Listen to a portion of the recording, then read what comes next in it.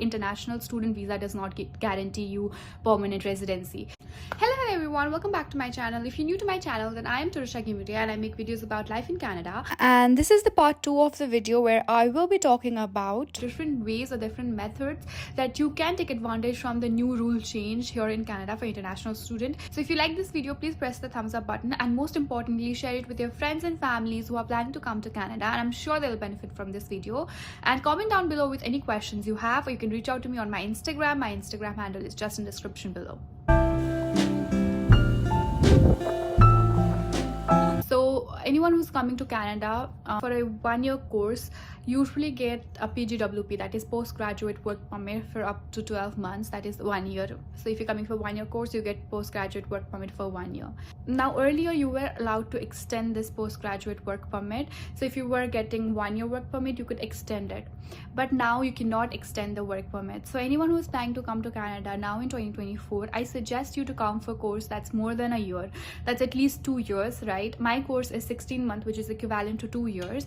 And if you're coming to Canada, then you should also come for a course that's approximately 2 years, so that you can get 3 years work permit. If you do course for 2 years, you get extension and 3 years work permit, and this 3 years should be good enough for you to get PR in Canada, or plan how to get PR in Canada. It's better than 1 year, right? But if you're coming for 1 year course, then prepare to do 1 + 1 year course that collectively will make 2 years. And you need to understand that postgraduate work permit is once in a lifetime opportunity, so you do not want to waste it. And now that you cannot extend it, now the new rule does not let you extend it, make sure you come for course that gives you 3 years of work permit. Again, I don't want to discourage you guys, but if you are coming after class 12, right, all those young students who come here for undergrad and diplomas, it is going to be difficult for you guys to get PR in Canada, especially in the in-demand provinces, right? Either you have to go to the colder provinces, and you need to be prepared for that, because the express entry draw right now in Canada is super high. It's skyrocketing. So you need to understand that if you're coming here as international student, that too especially after class 12,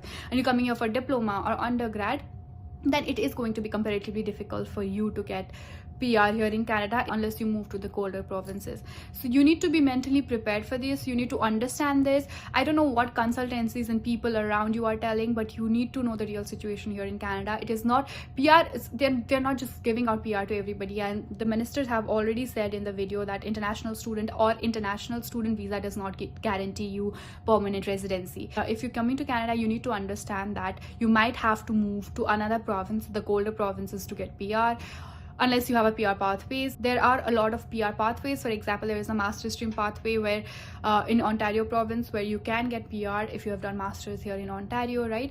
So there are different pathways, but you need to understand that it is going to be difficult, especially if you're coming after class 12, because you do not have work experience, right? The age is a good factor for you guys because you guys are young, but you don't have work experience. You just have diploma degree, which is going to make it difficult. So you need to understand that.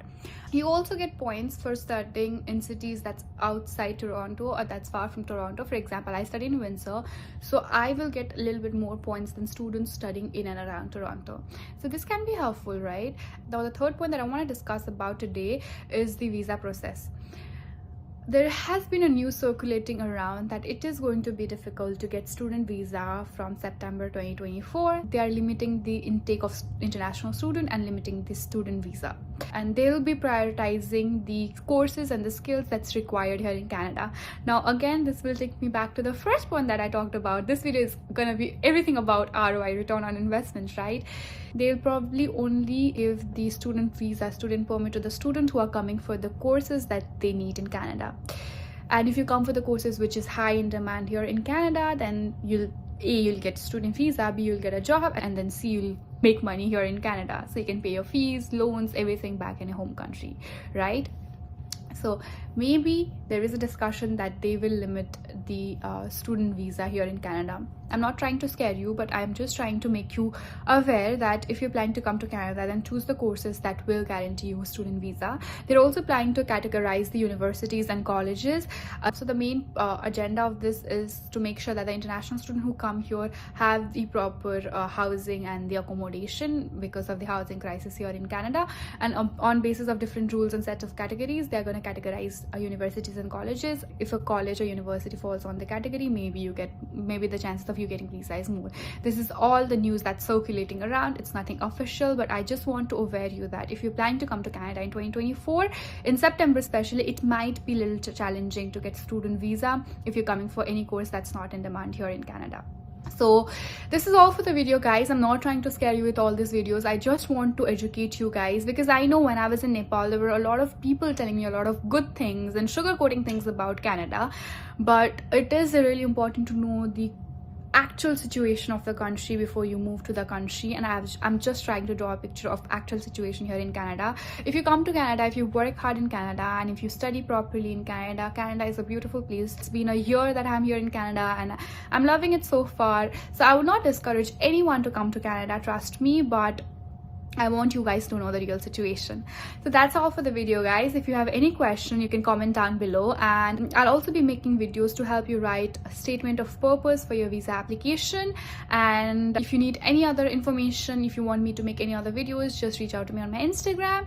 And until next time, ta-da!